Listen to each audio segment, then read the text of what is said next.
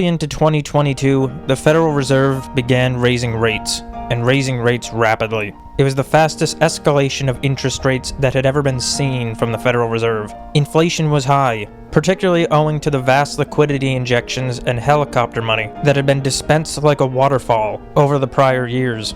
Joe Biden had run on the campaign agenda of Build Back Better, a phrase that seemed to be getting repeated all across the world. Prime Minister Boris Johnson would frequently make use of the term, as would Justin Trudeau. The EU would say Build Back Better, or sometimes variants, such as Build Back Differently. New Zealand, the United Nations, the OECD, and far more than that used quite similar phrases. Build Back Greener, Build Back Fairer. And this was not a new term.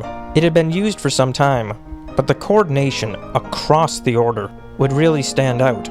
This was a strong and deliberate PR campaign for the post-COVID world. A world that was desperately bailing itself out, yet knew that at some point it would need branding for austerity. Deindustrialization and the reduction of energy consumption. Owning less and living in 15-minute cities. Get used to low growth and living off government money. A great way to dress up, guys, we're screwed. There was a great deal of reliance on PR firms, such as Edelman, a company which published their trust barometer each year. They were attempting to work on the problem of distrust in the institutions. Firms like this would become enormously important players in narrative creation across the order. In fulfillment of this agenda, in March of 2021, the American Rescue Plan Act would dispense $1.9 trillion into the economy. A Build Back Better Act would be introduced into Congress on September 27, 2021, with a proposed $3.5 trillion to be invested over the next 10 years. This bill would ultimately get stopped in the House. On November 15, 2021, Joe Biden would sign the Infrastructure Investment and Jobs Act, and on August 16th of 2022, the Inflation Reduction Act. There was enormous fiscal stimulus going on, and quite ironic to the name of the legislation, the stimulus was keeping inflation quite high. The Fed, no longer interested in the going direct system, had been raising rates aggressively, leading to a panic from the Eurodollar banking institutions and from Europe. If the spread was sufficiently wide between the US dollar and European rates, that would put a tremendous strain on not only the Eurodollar banks, but on the governments of Europe. The Eurodollar system had made many countries of the world extraordinarily wealthy over the prior decades, yet this only worked with dropping rates and the United States supporting the world with their wealth. It was a convoluted mechanism of draining the purchasing power from Americans, yet something snapped. Once the Fed started raising rates, the Eurodollar system was in deep trouble. Consider a foreign bank, something like HSBC, Deutsche Bank, or Barclays, and say they're operating out of India, making loans for Indian companies. An Indian businessman who approaches the bank will be given different options. Get a rupee loan at rupee rates, perhaps a 10% loan, or borrow from the Eurodollar system, both borrowing in and paying back in US dollars, and at US dollar rates. This businessman chooses the US dollar loan, paying, for the sake of this example, only 6%. As rates are always dropping, the businessman gets quite wealthy, borrowing money at a vastly lower artificial interest rate. He expands his business, getting paid in rupees, converting them for dollars, and using that to pay back the loan, constantly rolling over the debt at ever-decreasing interest rates, getting extremely wealthy, while the bank does very well. Yet as interest rates rose in the United States, all of those borrowers in the Eurodollar system who had floating rate debt found that they had to pay back more and more. This is already a tremendous squeeze. However, this wouldn't be the only problem. As US rates rose, the US dollar would increase in value relative to their local currency, the currency that their business got paid in. So presume that same Indian man, now he is getting paid in rupees and must pay back to the bank US dollars. And each time that floating rate moves up, he must pay back more. Yet when he receives rupees from his business, he must turn them into dollars, and all the time, he must spend more and more rupees to get fewer and fewer dollars, meaning that the actual amount that he must make in rupees is rising far more rapidly than the rates. This started doing tremendous damage to the Eurodollar banks. They were getting squeezed, they couldn't get paid back as they needed. And in 2022, the American Congress would pass the LIBOR Act, creating a timetable for LIBOR to be phased out across the country. The ability that the Eurodollar London bankers had to control rates was slipping away from them, and rapidly. Not only were they getting drained, with more and more of their loans going bad, but they were losing control. The American bankers and the American Fed had moved against them. Early into her term as Secretary of the Treasury, Janet Yellen would support the stimulus efforts of the Biden administration and the Congress. She would begin by issuing Treasury securities across the yield curve. The debt ceiling would first be hit in 2021. Yellen would urge Congress to raise the limit. In 2022, she would support a global minimum corporate tax deal, aiming to align tax rates across countries to make sure that no country could be too competitive.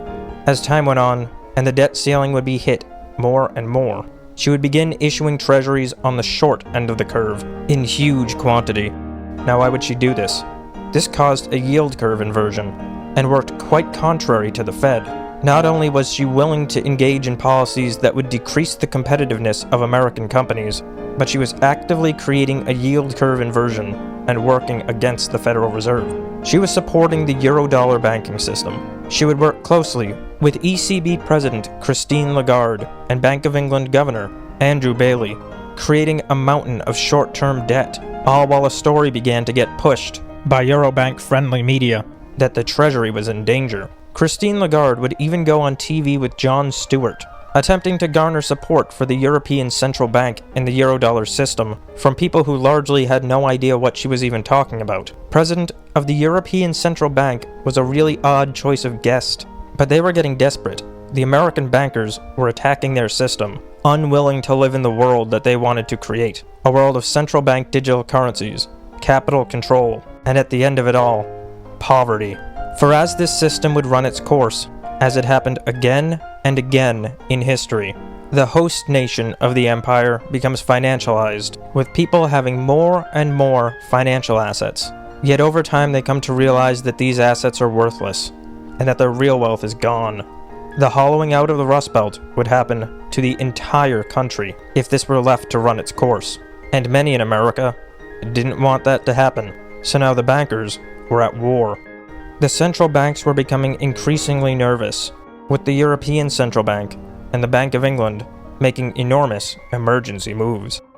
In September of 2022, Liz Truss became Prime Minister. She would propose a mini-budget, which would include the largest tax cut in 50 years, abolishing the top income tax rate, canceling planned raises in corporate taxes, and cutting stamp duties on home purchases. She would also support an increase in North Sea oil efforts. She wanted to ramp up economic activity and move away from the debt and tax system that had encompassed the United Kingdom. The only problem is, the people who ran the United Kingdom did not want that.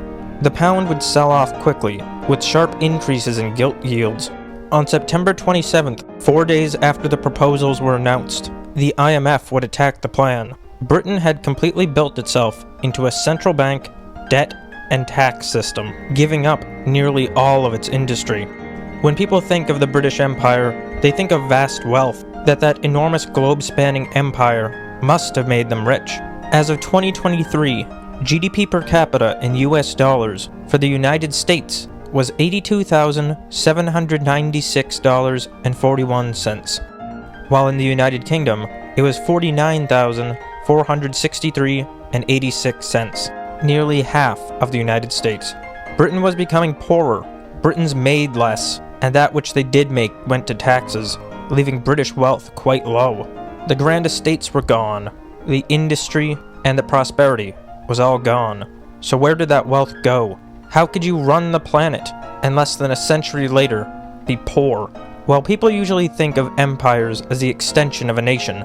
The Spanish Empire, the extension of Spain, the French, an extension of France.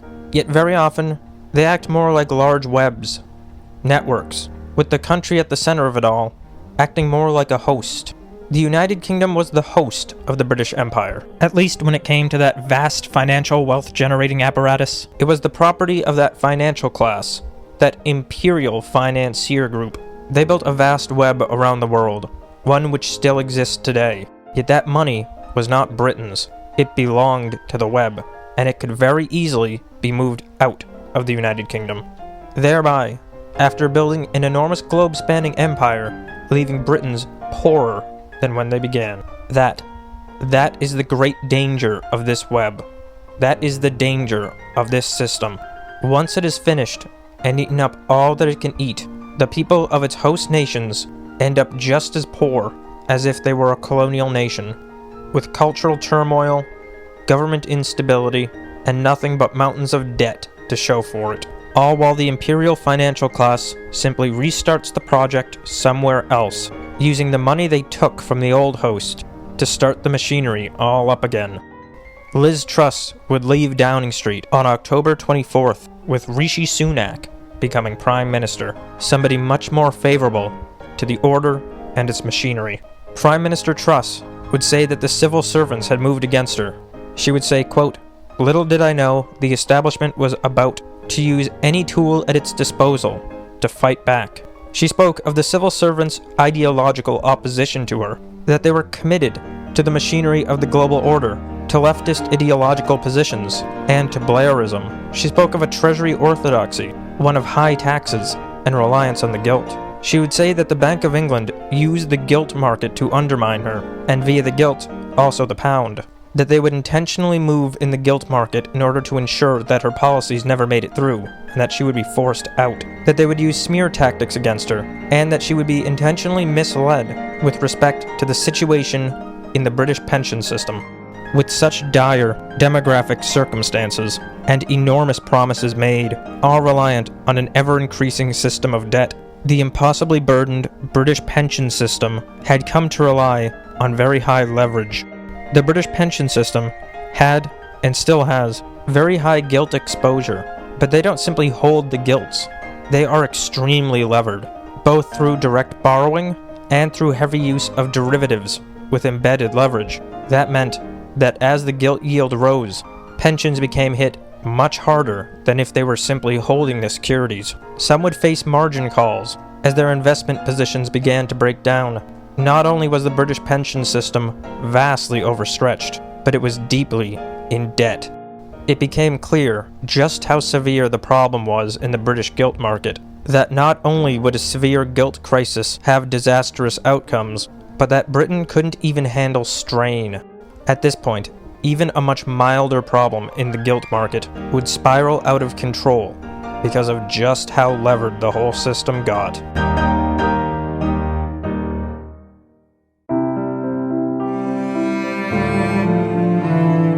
On September 8th of 2022, Queen Elizabeth II would die, being succeeded by her son, Charles III. Though the monarchy had become extraordinarily weakened to the point of becoming functionally ceremonial, Elizabeth had been a powerful force in the kingdom. She would generally behave according to political neutrality, placing the crown above politics. She played a very powerful role in the decolonization of the empire and the creation of a commonwealth in its place, making many international trips and lending a very powerful voice to the idea that the empire would no longer be a realm of colonies, but a commonwealth of nations. She was very good at speaking with the public and maintaining a connection between the people and the monarchy, providing a voice of stability and providing comfort to many by maintaining the continuity of the crown. During the formations of the European Community and the European Union, she would show support, believing that this would provide for stability across Europe. Yet later in her reign, while she would not make declarative political statements, she would begin to show indications that she was concerned of where the country was heading. Palace staff would claim that she did not support Brexit nor oppose it, firmly in keeping with her neutrality. Yet she would make some statements that led many to believe that she was quietly in support of Brexit. She showed a degree of friendliness with sovereigntist leaders of other nations that drew great ire from the internationalists of Parliament and Whitehall, including a visit with Donald Trump that many in the British state sought to stop from happening. She showed signs that she was concerned with what Britain had become. She would as well speak to the lower classes with a degree of respect that had become very uncommon amongst the British ruling class. Yet the crown was largely a captured institution, with the monarch not even the true power behind the crown. as power had been taken from the crown, and the crown became increasingly dependent on Parliament and on the imperial financiers of the City of London, it increasingly became an avenue for the true imperial powers to exert their influence. And though she maintained political neutrality, and knew that she couldn't take bold stances, she was signaling that something was wrong. Though the public may never know her true feelings, nor where she truly stood on Brexit, her death was emblematic of the death of what Britain once was. Yet Charles would prove to be something quite different. So perhaps the continuity of monarchy created a feeling of stability that was never true. Yet with her death, Britons knew that things were different. In response to high inflation, and in order to ensure that US-UK spreads didn't become too wide, the Bank of England was raising rates, and heavily. In 2023, Sweden's central bank would hold a conference for central bankers around the world. The topic: central banking and climate change. Many European central bankers wanted to align central bank policy with climate objectives. The bankers would all speak about what they were doing in line with this agenda, yet when Jerome Powell had his opportunity to speak, he would say simply, "I have a dual mandate, inflation and employment." This drew great ire from the other central bankers. It was increasingly becoming clear that the Americans wanted to remove themselves from Europe. While there were many people who were committed to climate policies because of genuine ideological commitments, in Europe, a continent with very little energy, it had become used as a political tool in order to weaken other nations, reduce competition from nations that had energy sources, getting them to deindustrialize or not industrialize in the first place, and to create new financial assets based around credits and forests, a whole new hidden layer for the ruling class to place its wealth in. It was expected that the Americans would go along, yet now, years after rejecting the central bank digital currency, refusing to lend in the repo markets as they had in the past, initiating SOFR, and beginning the process of cleaving the US dollar off from Europe's Eurodollar, Jerome Powell said simply, no. It was becoming quite publicly evident that American finance wanted independence from the European empires. 2023 local elections would see a wave of losses for Tories. People saw Tories as useless, and that was the charitable view. Many saw them as lying scoundrels who were actively working against what their constituents wanted. This was particularly driven by immigration concerns, which had reached such a level of social instability that now it looked like it would threaten the Tory government. There was a major fight in media, but amongst the population, the overwhelming majority wanted the immigration not only to stop, but to be reversed. People felt unsafe. They felt as though they had no home country. There was no culture, that they couldn't walk down their streets anymore, certainly couldn't allow their children to. They didn't feel safe on public transportation, or on the streets. Nothing was recognizable anymore. Housing was becoming strained. Employment was becoming strained. They felt as though they were strangers in their own homeland, and that they were second-class citizens. Britons were coming to believe that their homeland was lost forever, and came to view the Tory government not simply as incompetent, with immigration as something that had gotten away from them, but as actively complicit, with mass immigration the goal. This was beginning to reach a level of true dire conflict. The following year, Reform UK leader Richard Tice would step down, becoming replaced by Nigel Farage. Nigel is one of Britain's most curious characters. He was born in April of 1964 in Kent, the son of Guy Justice Oscar Farage, a City of London broker. He attended Dulwich College and was quite active in conservative politics while at school. At a young age, he was known for provocation. He earned a reputation for making statements designed to provoke outrage and overreaction. This would show up frequently in his life. Particularly, he would often pretend to hold extremist views just to rile people up, though his real positions seemed to be a sort of liberal conservatism. He would go to work at Drexel Burnham Lambert as a commodity trader, and then at a number of financial firms, including Credit Lyonnais and Natixis. He would join the Conservative Party, but leave when John Major's government decided to join the EU. He showed a strong Euroscepticism, which would prompt him to vote for the Greens. He would join the Anti-Federalist League, and ultimately form UKIP. He would seek out the support of Enoch Powell, hoping for an endorsement, yet Powell would refuse. Early on, Powell seemed to have a distrust of Farage. He would join EU Parliament in 1999, where he existed mostly to oppose the EU. After the Brexit vote, he would largely leave politics, focusing on media. He considered that his work was done. He simply wanted to get Brexit to a vote and then be done with politics. When the actual Brexit deal wasn't getting done for years, many sought him out, hoping to get him to return, thinking that maybe he could get a deal through, or at least apply pressure. Yet he had moved on to the media business. Some began to question his convictions. Many thought that perhaps he just enjoyed the media attention. To many, particularly the older generations of the working class, he embodies a populist spirit of parochial England, while to the left, he appears as a radical right-winger. Yet to the right, they see him as a City of London liberal sellout. Many who had put confidence in Nigel became quickly disillusioned. Once he became Reform's leader, he backpedaled on many positions, and in some regards, would even take softer immigration positions than Labour leaders. Years later, Farage would ultimately say that he is the last chance that the liberal establishment has, and that is a very curious quote.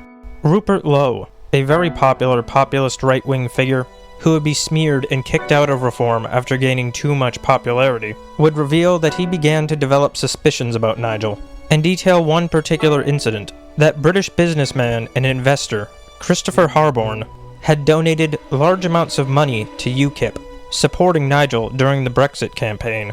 Yet he would also give large amounts of money to Boris Johnson. But quite curiously, this would not be a typical political donation, as it would only be given to Johnson after his work on the Brexit deals and after he stepped down as Prime Minister, when there was no more political use for him.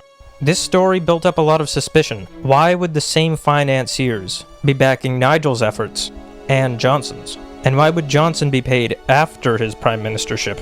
The conjecture went that this appeared to be payment for services rendered.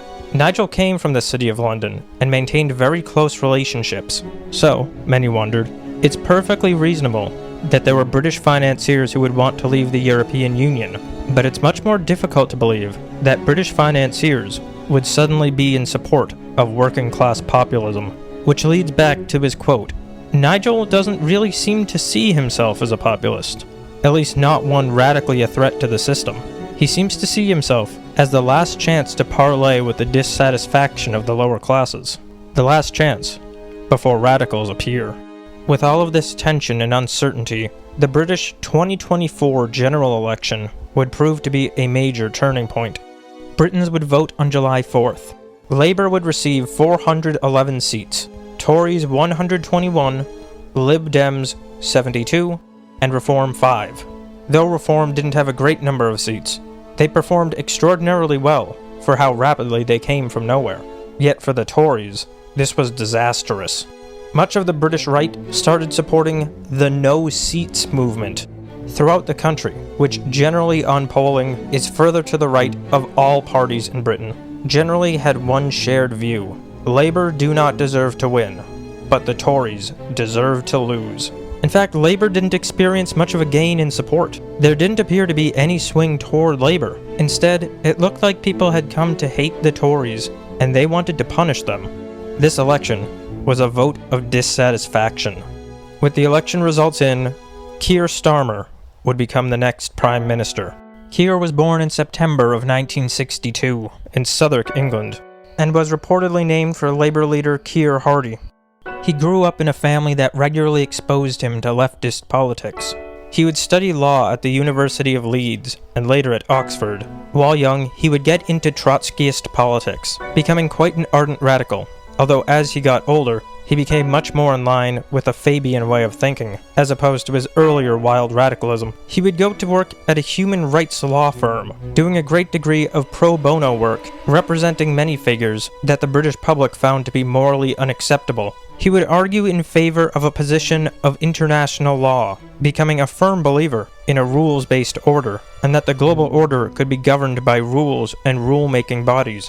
In 2008, he would become Director of Public Prosecutions and head of the Crown Prosecution Service. 7 years later, he would be elected as an MP, becoming Shadow Secretary for exiting the EU. He did not support Brexit, and as Shadow Secretary supported a soft Brexit approach, something which was ultimately leave the EU but make a whole bunch of agreements so that Britain is functionally still in the EU. He also argued for a second referendum, and in April 2020 he would become leader of the Labour Party. Now Britain was ruled by Labour once again, with the Blair Revolution continuing at full steam.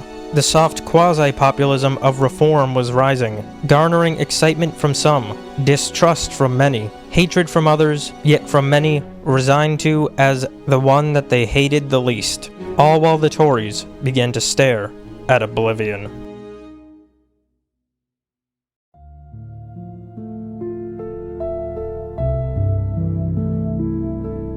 Many Americans had been devastated by the lockdown period. Businesses all across the United States were closed forever. The country became more and more consolidated into large businesses.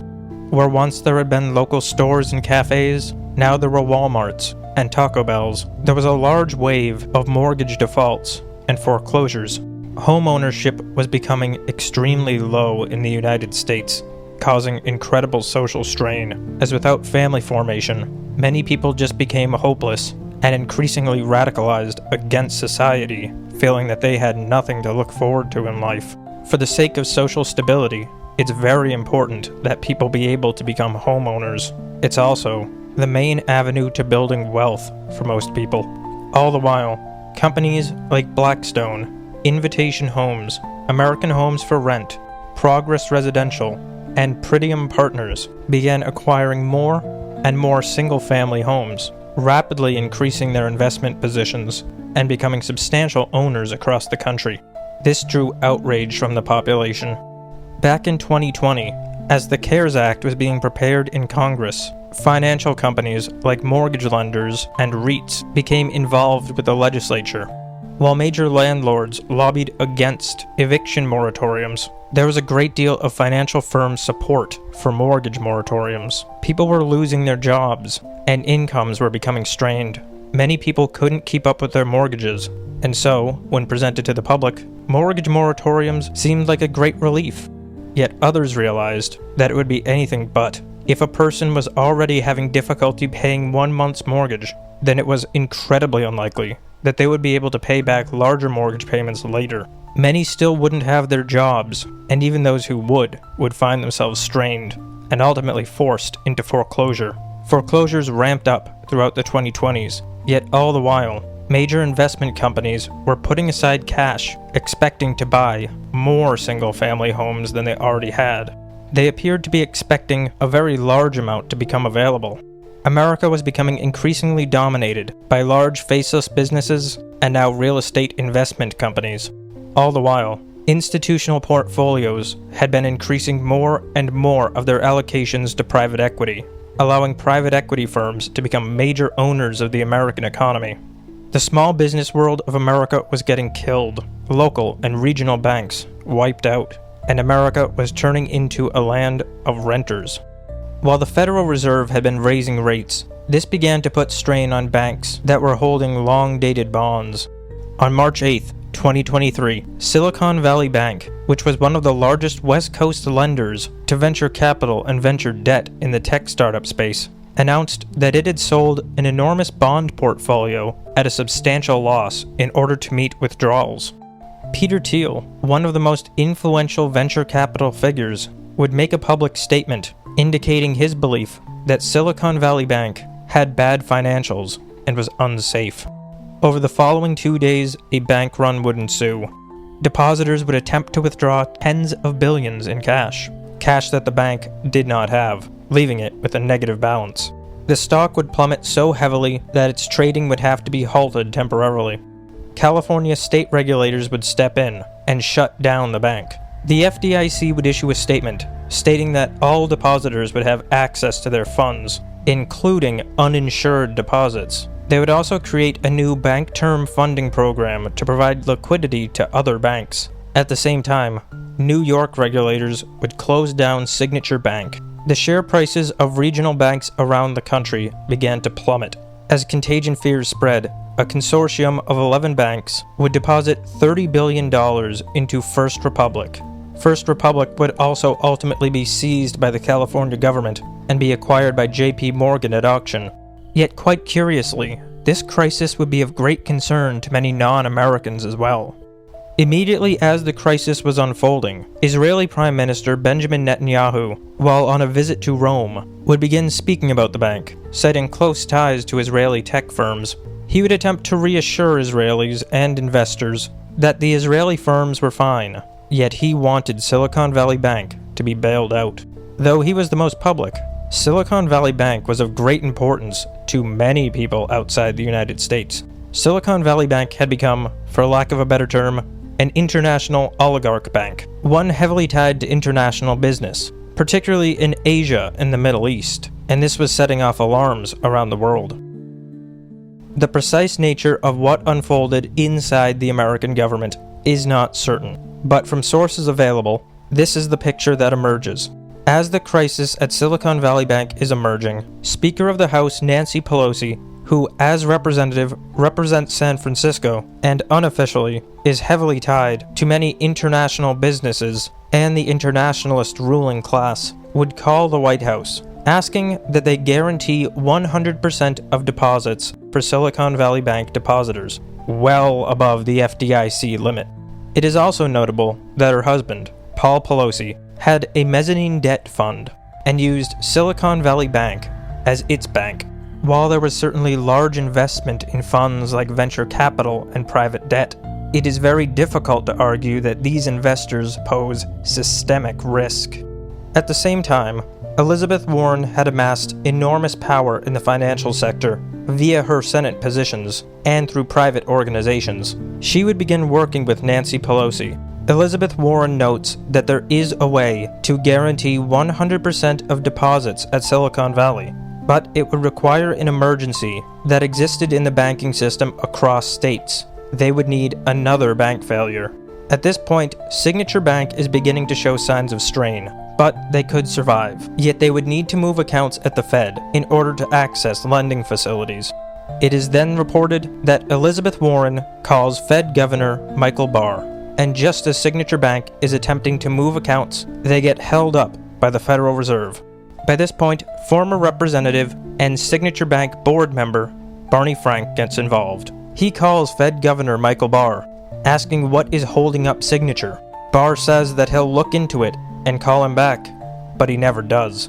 Getting worried, Barney Frank calls Jerome Powell, yet Powell tells him that he can't do anything, as this is a New York Fed matter, and that he would have to talk to Governor Barr, to which Frank responds that he did talk to Barr, yet he won't respond. And still, after this, Barr never does, and Signature collapses. The Emergency Act is now enabled, and the FDIC creates a bridge bank, able to ensure all deposits. It would later hit media that not only had Silicon Valley Bank taken risky positions with their asset portfolio, but that they didn't even have a chief risk officer. And while the depositors of the largest banks were able to get out unscathed, a question would be publicly posed to Janet Yellen during a legislative committee hearing. Would she bail out a regional bank? She gave a fuzzy answer, describing that there was a convoluted process and everyone had to agree on it. Oh, it would be very difficult to do a thing like that. The answer was clear, and that's what Americans heard. That Paul Pelosi's debt fund and Israeli tech firms get the government's full efforts to save them, but normal people in the small towns of America get nothing. They get to just lose everything. And now, while more and more ire was being drawn toward index funds who had come to own America's large public companies, private equity, which was increasingly acquiring more and more of the American economy, and REITs, which were buying up single-family homes, Americans were well aware that the government was perfectly happy for them to lose all that they had, yet that they would be expected to foot the bill to bail out the ruling class. And on the macro scale, American financiers had had enough of Europe demanding the same of the United States. High interest rates, SOFR, changes in the repo market, and new ways that American bankers were approaching international credit set a clear battle line. They were not willing to lose everything to prop up the old banking families of Europe, to keep the old empires limping along. This was it. This was a breaking point. These were the years where everyone finally said no. No, we will not be leached from anymore. There was now an out-in-the-open financial war.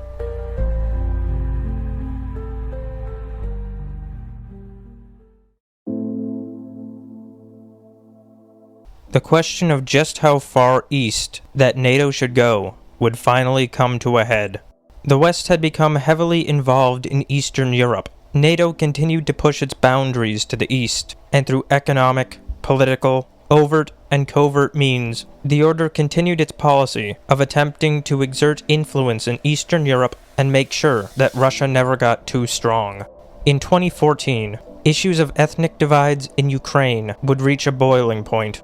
Ethnic Russian separatists would form the Donetsk People's Republic and the Luhansk People's Republic. Their position was that the Ukrainian government was violating their rights. All the while, the West, particularly led by the CIA and MI6, involved themselves in a color revolution. Ultimately, the government of Viktor Yanukovych would be ended, new social policies would be enacted, Russian media would be removed from the country, and Alexander Turchinov would become president. Conflict would continue in the east between the separatists and the Ukrainian military, and Russia would ultimately invade Crimea, stating that the ethnic Russian peoples of Ukraine were being abused and that an alien government was asserting itself on their kinsmen, that they had a duty to defend Russians. While the Western-aligned Ukrainian government said that this was merely pretense, that the key strategic position of Crimea was something that the Russian government had always wanted, and that claims of this nature had always been used as justification for aggression. All the same, the long unanswered question as to whether Russia would be capable of, would be allowed to, or would ever become part of the Western order seemed to be getting answered, and answered no. The Anglo-American-led liberal world order picked their side, and had their people in Ukraine, while the Russians picked theirs, with their own to the east. Russia would issue security demands to the West, demanding that Ukraine not be allowed to enter NATO, and that NATO pull back their military infrastructure from the east. To them, NATO was showing aggression, while NATO, who wanted their sphere of influence to the east, and Britain, who had been trying to dominate Russia for centuries, considered this order out of the question. In response to this mounting tension, on February 21st, 2022, Russia would recognize the Donetsk People's Republic and the Luhansk People's Republic. Russian forces would enter these eastern regions, with their justification being that these were peacekeeping forces. Clashes between the separatists and the Ukrainian government continued. They claimed that a hostile government was attacking Russians, that that government was backed by external Western powers antagonistic to Russia and to Russians, and that radical Nazi factions posed a military threat to Russian people. On February 24th, Russia would commence a full-scale invasion of Ukraine. The Western powers would immediately respond with sanctions, cutting Russia off from the SWIFT system, an international payment network. They would as well seize the assets of top Russian figures, though some would quite curiously land in London.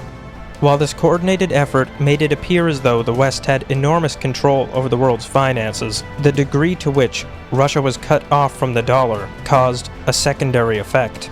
Many other countries from around the world, seeing that a country could be so easily cut off from the dollar system, and that their wealth could simply be stolen, began to wonder if maybe they should have a backup, or go off the dollar altogether. This move, inadvertently, pushed countries away from the US dollar. Unwilling to have Western institutions hold that much sway over their monetary system, alternatives began to emerge. Proposals began for a BRICS currency, one originating from the group that included Brazil, Russia, India, China, and South Africa, with some proposals suggesting it be partially gold-backed. Other countries began to look at pre-existing currencies, while others looked at cryptocurrencies. Though there was no solid idea yet, a flame had been lit under the seats of many nations, and now many world leaders wanted to ditch the dollar and end its reserve currency status. The war would be brutal, with offensive technology outstripping defensive technology. It was largely a slow, immobile war, with trench warfare elements reminiscent of the First World War. Western powers would give huge amounts of military supplies to Ukraine, and even send support from their own military and intelligence. The United States would become Ukraine's primary benefactor, yet the United Kingdom would begin to guarantee its debt. There was a clear divide within the United States. The State Department and intelligence wanted to escalate the conflict, while the military did not. Yet it would not be the United States that was the largest driver of the conflict. Quite similar to all the major wars before, it would once again be Britain. The United Kingdom wanted the war, along with the ruling powers of the old European empires. And there are a few major reasons why they would. With their financial system in such a dire state, they need to do what they have always done, fight a war so that they can reset the system and recollateralize their system with new resources. Britain would lend enormous amounts of money to Ukraine and guarantee even more of their debt which Ukraine could not pay back. Britain was in a terrible predicament. In order for their system to survive, they needed a war. They need a way to recollateralize their system. They need a way to credibly default and reset their money. And it would also be pretty great for their ruling class if there weren't any armed men who would stop them when they absconded with the wealth. Europe found itself in the same situation. Everyone was aware that defaults were going to happen and that the credit system was coming to an end. Historically, every time this has happened, a war has been the only way out. That's not to say that they directly started the war, but they need that or something like it, and explains very well why they would be so much more enthusiastic for escalation in the East than the Americans, who are not in the same situation. Their system is coming to an end, and their ruling class is facing down oblivion. They have done this many times before, and twice gotten the United States to fight their wars for them. They need a way to reset. They need capital controls. They need to reset the money. They need to get their hands on physical collateral. And to that end, Prime Minister Keir Starmer would seek out an agreement with the Ukrainians, securing a 100-year partnership guaranteeing Britain the mineral wealth of Ukraine. While the influence and hegemony of the liberal order is certainly an element, those involved with the financial system knew just how important those minerals are, and that their system needs collateral. Europe needs a war, and they need a way to collapse their failing finances and restart. A way for this ruling imperial faction who has run this system for centuries to survive. And while there are many motivations for why people support Ukraine in this war, to the banking rulers of Europe, it isn't Ukraine's survival. After all, their young men are wiped out. It is their own survival.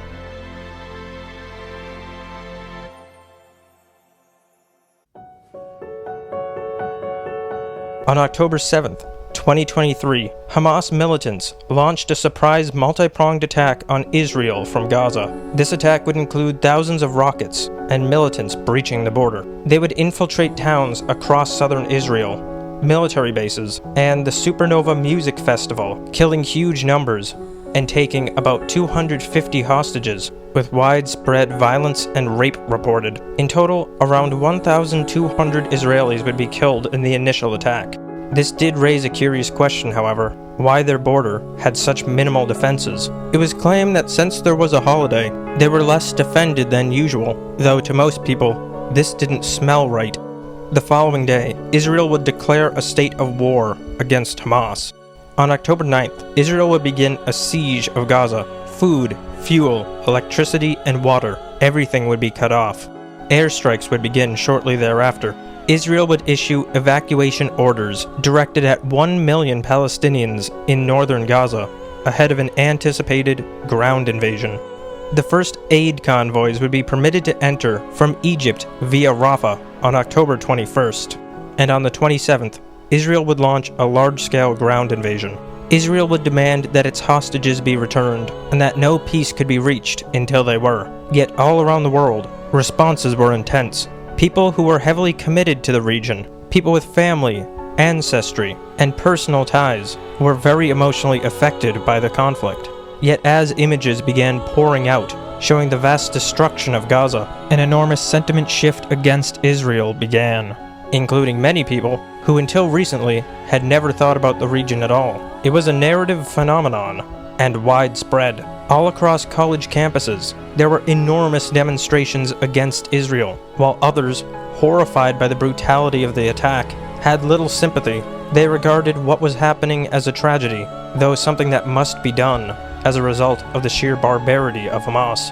Others viewed Israel as an oppressive colonial state who had built an open-air prison in Gaza and was now attempting to slaughter the Palestinians. It was another perfectly irreconcilable conflict, all the while being fueled by media and algorithmically fueled images designed to provoke maximal emotional response. Israel rapidly lost goodwill, and more people across the West began calling for their governments to cease support of the nation. Within the United States, Zionist-aligned Jewish interest organizations, and in particular, the AIPAC lobby, held enormous political sway, while many politicians, particularly older generations of evangelical Protestants, held personal Zionist convictions, partially owing to pedagogy and endeavors like the proliferation of the Schofield Bible, an evangelical study Bible that was financed by Zionist financiers, teaching an eschatological view that the creation of a Jewish state in Israel would bring about the biblical end times. Christian Zionists were vastly disproportionate within the American legislature, and Jewish Zionist interest groups and Zionist donors held extraordinary power. Yet, so much of the population now wanted support for Israel to end. While Britain had been supportive of Israel and had built the state to maintain influence in the region, and partially owing to the financial and political power of Zionists within Britain, the UK continued to use Israel as an asset. Yet they also had a history of encouraging Palestinian fanaticism and sought to use them as well for influence. On top of that, Britain's relationship with the Likud had become strained. One very curious element in all of this is the religious factions around the Likud. The Likud party is Benjamin Netanyahu's party and has tremendous support from war hawks and religious groups within the country. While there are many more mainstream traditionalist Jews who give them support, there are also many truly bizarre religious movements, some taking elements from pre-written Torah beliefs, and others from various schools of Kabbalist thought. A great number of them are heavily interested in end-time prophecies, and have poured vast resources in attempting to create the conditions that will bring about a new age. This would lead to one very predictable outcome: fanaticism. Benjamin Netanyahu, for his part, had already been convicted in a criminal trial and became leader while awaiting sentencing. Having a war prevented that. Across the West, the countries that had always backed Israel were increasingly becoming wary of Benjamin Netanyahu and the Netanyahu government, and governments that relied on left-wing support were beginning to become nervous, as they could not be too supportive of Israel, not while opposition was growing so fierce. From the right, although there weren't mass protests to the degree that were seen from leftists, support for Israel was drying up, and Zionism was being viewed with deep suspicion. Very quickly, social media began to become filled with people discussing Jews. That became the top story: the role of Israel in the American government, what these Jewish interests were doing, and how brutal Israel was in Gaza. One thing looked pretty clear: American support for Israel was going to be very difficult to maintain in just a generation.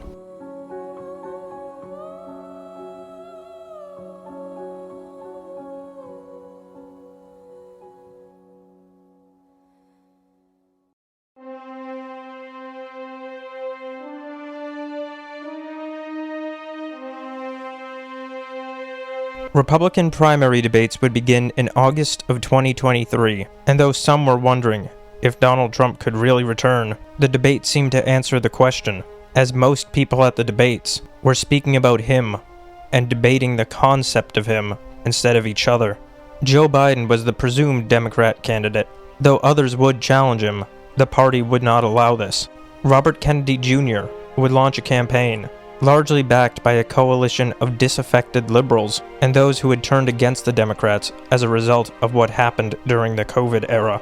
Yet the party would put up extremely overt blocks to make sure that he had no chance at actually running, such as removing him from primary ballots if he entered New Hampshire, and ensuring that there would be no debate. The whole time, more and more people were talking about Joe Biden's health.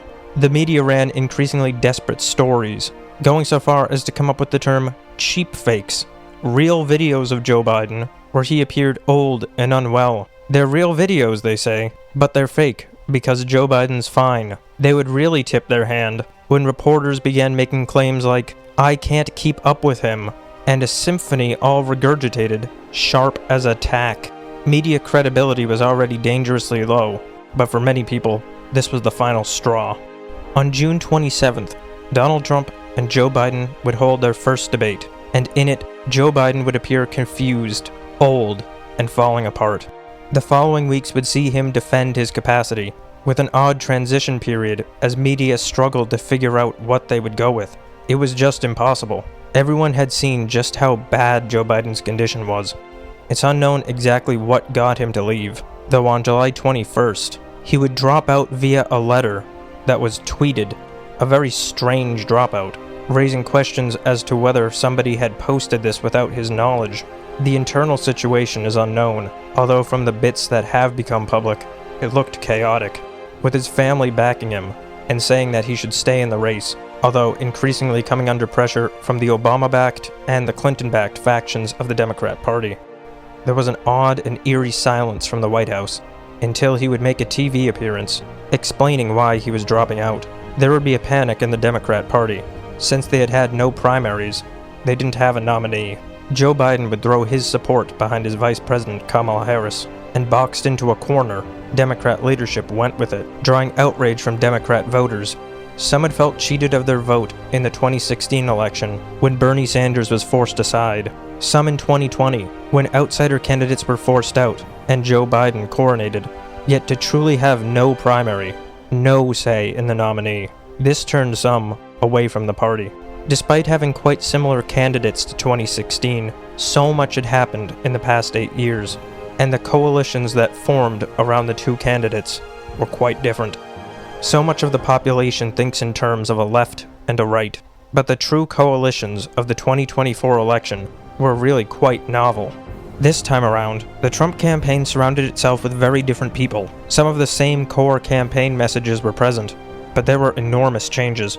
Major unions, who had for decades backed the Democrat Party, would either refuse to endorse or would endorse Donald Trump. Labor leadership was still to a great degree on the side of the Democrats, but the working class, and those who made up the ranks of organized labor, were overwhelmingly tilted toward Donald Trump.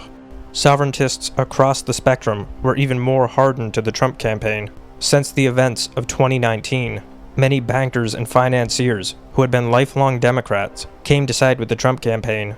Even though there was so much difference between them and the rural populists and lower class, they were alarmed by what they saw in the Biden administration and the powers that they knew were backing the Democrat Party. They supported many of Trump's agenda items and believed that they could be used to separate from this financial machine. There was also the issue that a new Fed chair would be appointed, and they were much happier with someone like Jerome Powell, a Trump pick, than somebody that they expected the Democrats might pick, like former Vice Chair Lyle Brainerd, a globalist, heavily tied to the European financial powers. He would garner a great degree of military support, as well as some very powerful former generals who had gone on to become private contractors after being removed by Obama during a purge of the Pentagon, and now they stood in stark opposition to the administrative state and State Department. Though there was great faction division within the industry, he would gain a great deal of private equity support. Unlike many public market investors, these firms made long-term investments in the United States. If the United States was going to be financially drained by European financiers and policies favorable to them, then they could not simply remove their wealth. So by default, they became sovereigntists.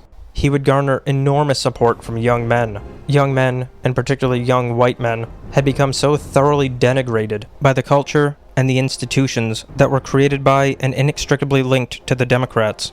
Many who were now just voting went through school, constantly receiving the message that the interests of white men should be secondary, if not at all. They had been through years of being told that they're oppressors, of seeing school admissions and hiring stacked against them, of constant media attacks, and being put down at every turn, and they had had enough. There's an old African proverb that the boy who is not embraced by the village will burn it down just to feel its warmth, and young men were feeling no warmth. Despite efforts by the Kamala Harris campaign to avail herself to young men, it was clear, and it had been clear for years, that there was no place for them in the future that they had in mind. There would be large groups of mothers who, particularly after watching their kids go to school on Zoom calls, had become horrified by what they were being taught. They saw ideological indoctrination, and they were extremely uncomfortable with what was being taught and shown to their children, especially how much time was being committed to bizarre sexual topics, with more and more stories coming out of schools secretly transitioning children to the opposite sex. This alarmed large groups of mothers, and they began to form organizations, like Moms for Liberty. They were especially angry with the Biden administration and with lower-level Democrat organizations that had not only attempted to keep what schools were teaching from them, but who had actively used law enforcement to keep parent groups out. Industry that was still tied to the United States would become a supporter, as they were industrial sovereigntists. They needed American interests to be put first, and for the economic system to be geared toward internal industry and an export economy. His platform of tariffs was particularly appealing to many of them, even more than in 2016. Immigration was an enormous issue.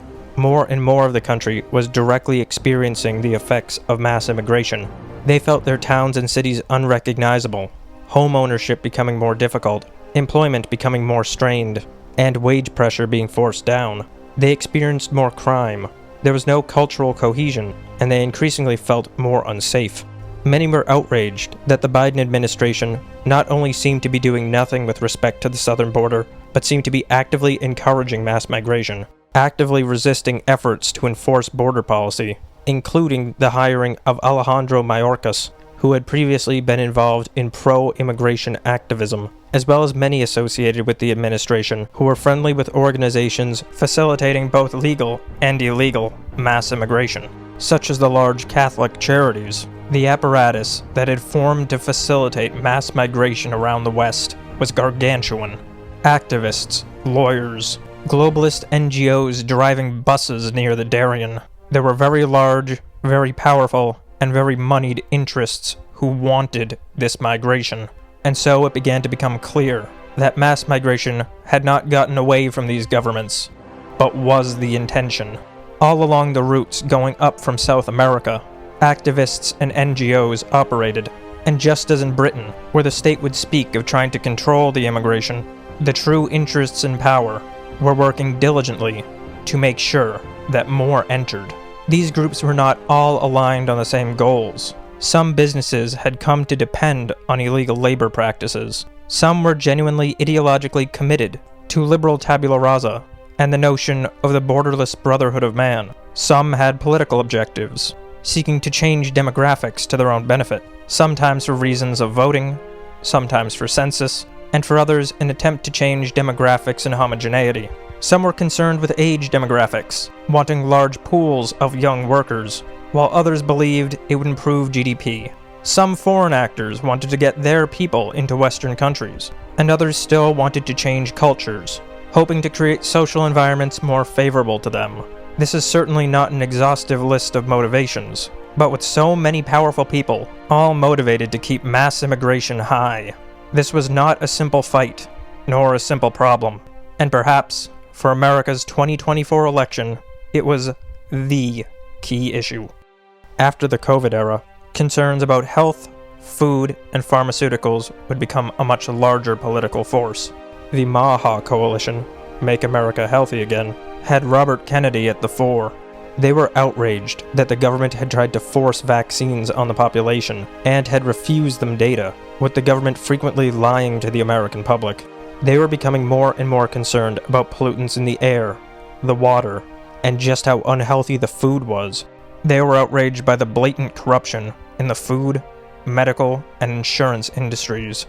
Increasingly, more and more revelations came to light that the government did in fact believe that there was a lab leak in China, that the government was involved in bioweapons research, including a partnership between the American Eco-Health Alliance and the lab in Wuhan, China, that the government had known this, and as substantiated by internal messages involving the highest health officials in the United States, told each other to lie to the American public. During hearings of the legislature, it would also be revealed that Anthony Fauci and his team had developed a system of intentionally misspelling documents and using alien characters in order to make sure that they would not appear in FOIA requests, nor be found by the legislature. They saw the government as in bed with a corrupt pharmaceutical and food industry, and they wanted that changed. Many anti-war voters would support the campaign. This would also gain the support of Tulsi Gabbard, who would join on to the campaign and ultimately become Director of National Intelligence. All the while, as the conflict in Ukraine mounted, more and more concern would be drawn to the fear of nuclear war, and that the Democrat message seemed to be, that probably won't happen. To the anti-war coalition, probably wasn't good enough, and simply that the risk existed was playing with fire. Yet perhaps one of the most powerful allies was Little Tech, the network of tech venture capitalists and startup founders, people like Peter Thiel, David Sachs, and Marc Andreessen.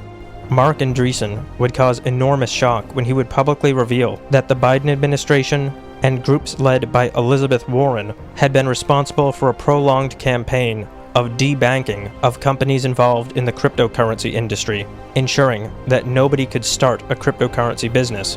The Democrat Party elements that were aligned with the Eurodollar bankers were facing an enormous risk with cryptocurrencies, and under the Biden administration, the organizations led by Elizabeth Warren and Gary Gensler's SEC, the government had put up roadblocks at every turn to ensure that the industry could not grow. This group would also frequently talk about efforts to control AI, that while they would attempt to create AI policy, the administration and its Democrat supporters in Congress and the administrative state had come to the conclusion that the best policy was to create monopolies for the largest tech firms like Google and Microsoft, and that only they would be allowed to develop the technology, all under heavy regulation from the government. They were very alarmed by the idea that such a powerful technology would be handed over to a monopoly enshrined in law. All the while, the narrative environment of establishment media had reached a level of all-encompassing panic, painting a picture of wars, a large-scale police state, widespread corruption, and a complete destruction of checks and balances, creating a single dictatorship, while many opponents of the Democrat Party believed that they had functionally built a dictatorial administrative state as it was, and that the powers exerted by Joe Biden, the ability to coerce tech platforms into censoring dissent, and efforts like vaccine mandates had constituted that was already the case. This was exacerbated by the legal efforts against Donald Trump. A string of criminal charges all erupted at once when he appeared to be running again. To the vast majority of Americans, they looked ridiculous. They looked like an overreaching state attempting to squish their enemy, though some believed that they were necessary. Just find something to get him locked up. But even to a vast majority of the Democrat voter base, they realized that it looked bad. These legal efforts largely boosted his support. Many Americans had been unfairly treated by the American legal system, and now seeing somebody so publicly get brought through the system on entirely novel charges, ones that were stretches, and one that involved stringing together a series of misdemeanors and telling the jury, if you all think that there's a felony in there, it doesn't matter if you agree on what it is, you can call it a felony, caused many people to see a bit of themselves in him, with his mugshot becoming very valuable merchandise. It was increasingly clear that the ruling administrative establishments were willing to go to any lengths to make sure that he didn't become president again. There was some reason that they were really afraid. The fight was becoming fierce, and the country increasingly divided. And on July 13th, a bullet meant to end Donald Trump would just barely graze his ear. Something changed in the national mood. The seriousness was evident, and to some, it felt as though he was given divine mandate. Yet to others, the spark was lit, that perhaps political violence was the way. Things had changed once he began to get the support of financiers. Policies like tariffs and immigration enforcement could completely change the economic system of the United States and the world. The entire global financial system, as it had existed for decades, relied on a constant outflow of US dollars. It relied on US treasuries constantly being issued with an ever-increasing debt load and deficit. If these restrictions were put in place, then the reserves that underlay the entire financial system, the entire thing keeping the global bankers and European countries alive, would end. If real immigration enforcement happened, there would be enormous hits to labor, wages would rise, and the census would shift enormously, vastly disadvantaging Democrats. If he ever actually did the administrative reforms that he wanted, the amount of power that would be lost by the State Department, the intelligence apparatus, and the web of bureaucrats that made up the administrative state would be gargantuan. The vast network of non-government organizations were at incredible risk. They may lose their funding. They may lose their existence. The sheer amount of the political system that had come to be run by these organizations was enormous.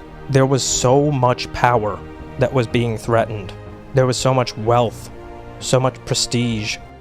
The order was at risk. The legal funding and the illegal funding, the ideological goals and the right to rule story, as well as the mundane and practical. The United States was standing at a point where the system it ran on, its political system, its economic system, and its social system, could very likely change, and with it, change who was on top. It became evident that the notion of dialogue and consensus politics was gone, although truthfully, it was always an illusion. Now was a fight of power. Somebody was going to wield power. Would it be the old banking families of Europe who dominated the globalist system? The NGOs, lawyers, and administrators that made up their bureaucratic apparatus? Or would it be this populist impulse, this force pulling the United States away from the Anglo-American liberal world order? Would it be the Eurodollar or the sovereign dollar?